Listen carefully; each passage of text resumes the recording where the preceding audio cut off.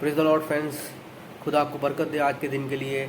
और मैं आज के लिए खुदा के लिए धन्यवाद करूँगा मैं कि उसने मुझे बोलने का मौका दिया और अपने कलाम से हमसे बातें किया है। हालेलुया। मुझे बताया कि हम लोगों को वचन सिखा सकें। हालेलुया। और उसके लिए मैं ब्रदर तनवीर को धन्यवाद करूँ जिन्होंने मुझे इनवाइट किया है यहाँ पर। और सीसीपी टीम के लिए मैं शुक्रगुजार, उन्होंने मुझे इनवाइट किया, बोलने का मौका दिया है। दोस्तों, मेरा नाम अपोस्टल डॉक्टर जतिन पॉल है और मैं इंडिया से हूँ। हालेलुया। परमेश्वर का एक महान अनुग्रह है, ग्रेस है हमारे ऊपर कि हम आज वचन परमेश्वर के जो कलाम से है, खुदा के कलाम से बातें करने जा रहे हैं, सीखने जा रहे हैं। हालेलुया।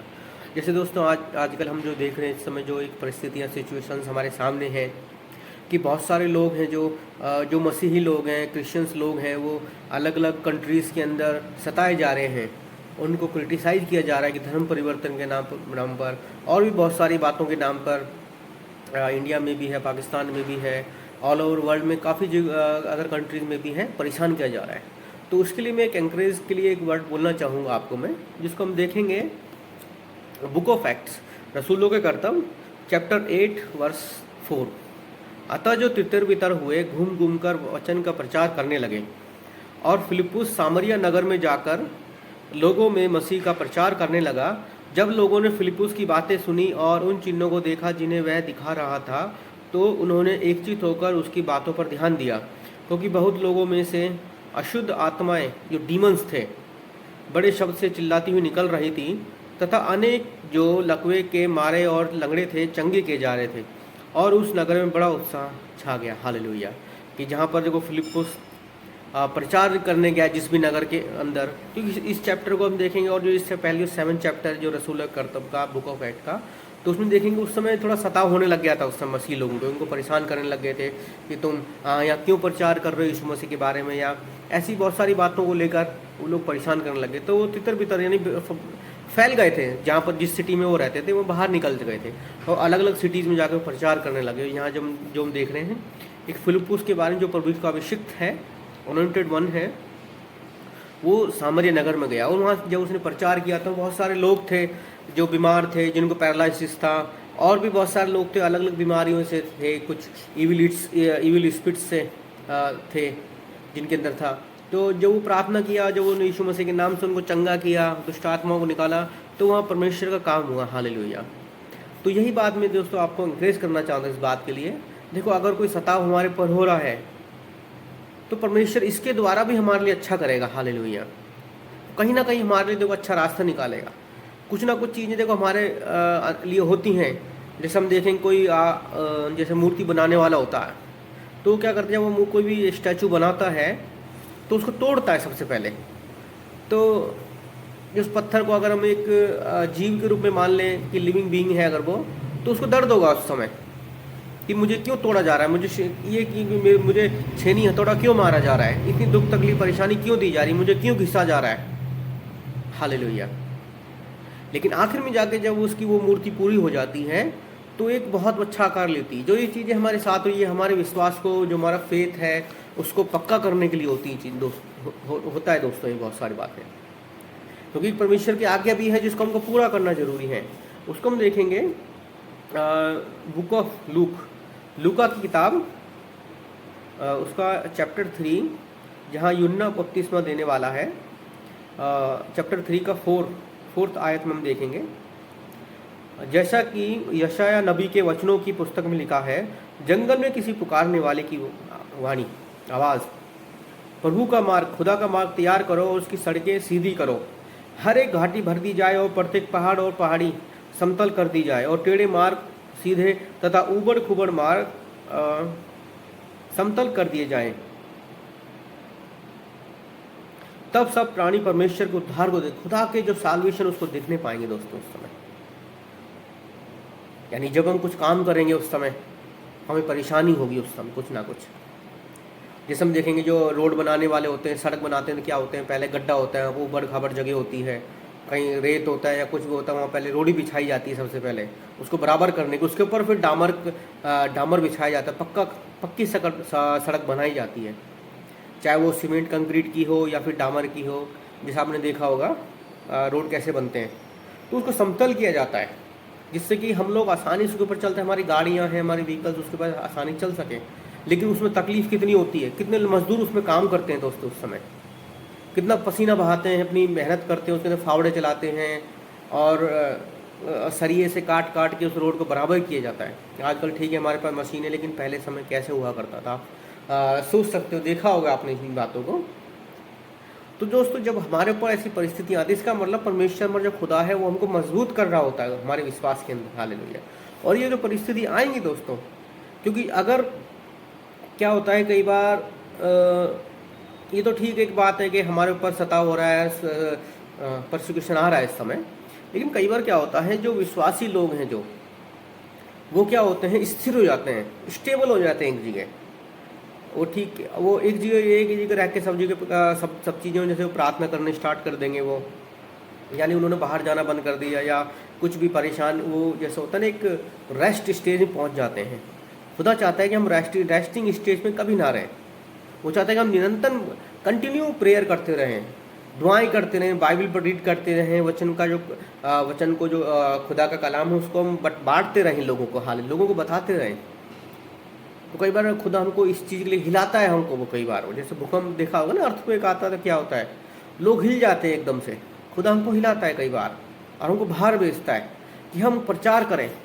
और देखो जब परसिक्यूशन हुआ, जब रसूलों की किताब या बुक ऑफ एक्ट्स जब देखेंगे 7 और 8 में, 7 चैप्टर में, कि उस समय स्टीफन के ऊपर पथराव हुआ, उसको पत्थर मार डाला गया, जान से मार दिया उसको। कितना परसिक्यूशन हुआ उस समय। परसिक्यूशन जब हुआ तो जो लोग जितने चेले थे खुदाबंद के, जो अपोस्टल से जितने भी, वो सब फैल गए, रसूल थे जितने फैल गए सारे वो।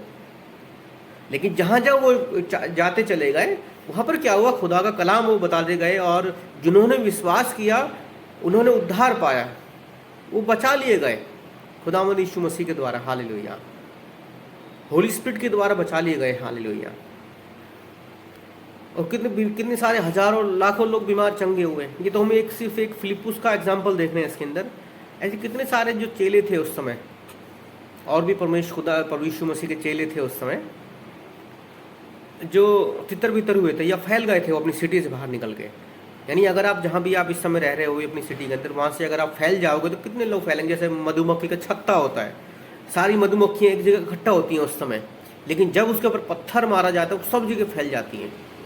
तो कभी कभी खुदा हमारे लिए ऐसे काम करता है दोस्तों, हमको फैलाने के लिए करता है। वो नहीं चाहता कि हम एक जगह स्थिर रहें। जैसे बाबुल के एक टावर का एक एग्जाम्पल देखें तो उस समय वो लोग क्या करने लगे, चलो हम अपने लिए एक नगर बनाएंगे, एक बहुत बड़ा सिटी बनाएंगे, मीनार बनाएंगे, टावर बनाएंगे, कि हम लोग यहीं बसे रहेंगे।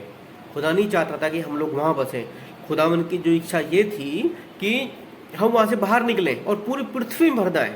हमारी जो पूरी धरती है, ज़मीन है, जितना एरिया खुदावन ने बनाया है, जितना दिया है, कि खुदा की इच्छा थी कि हम सब उसमें भर जाएं।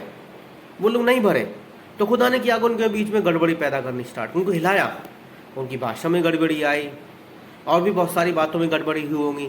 एक जैसे जियोग्राफिकली भी हम देखें या जैसे फिजिकली भी देखें, लैंग्वेज में हो सकती है और हमारे डीएनए में हो सकता है, क्योंकि हर देखो जितने भी लोग थे सबकी शक्लें अलग अलग थी हो गई हैं इस समय, और सबकी लैंग्वेज अलग अलग हो गई हैं। तो लोग पट गए, बाहर निकलना शुरू गए, पूरी पृथ्वी को उन्होंने भर दिया। हालेलुया। ऐसे क्या करता, खुदा हमको हिलाता है। वो मैं चाहता है कि हम बाहर निकलें, हजारों लाखों लोग जो इस समय खुदा को नहीं जानते उनके बीच में हम प्रचार करें।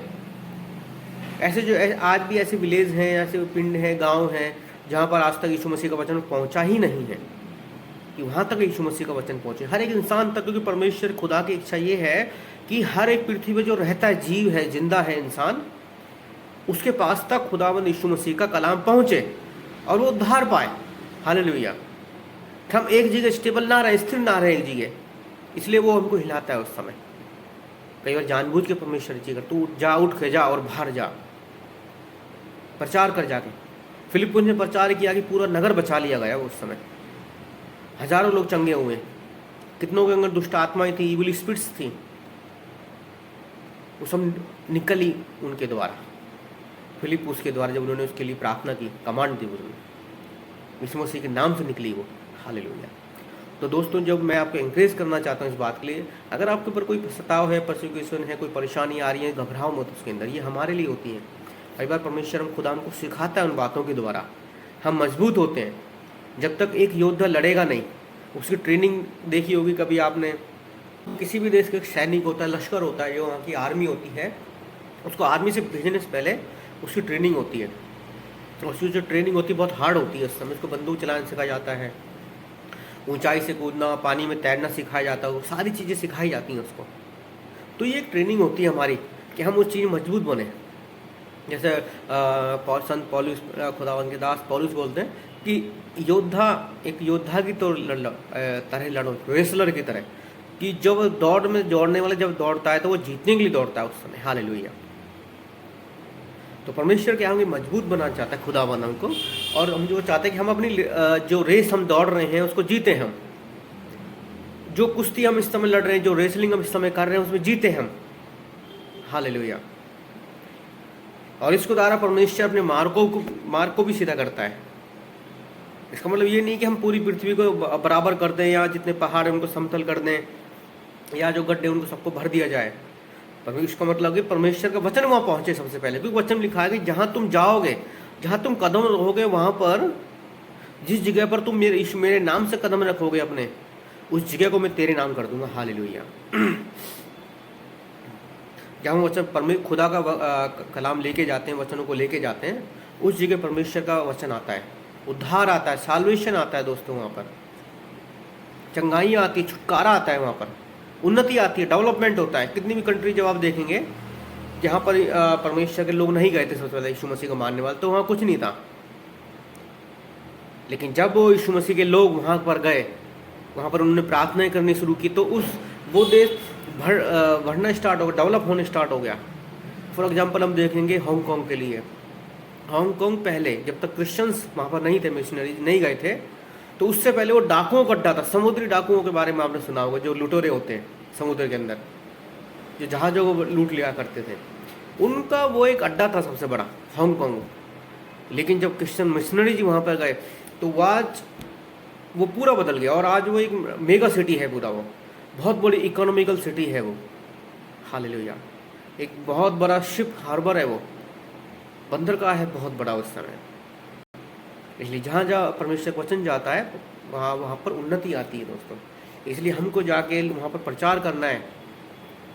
अगर आप प्रचार नहीं कर सकते, अगर आपको लगता है कि मैं नहीं बोल पाऊँगा, तो आप देखो फास्टिंग करो, उसके लिए प्रार्थनाएं करो, उसकी दुआएं करो।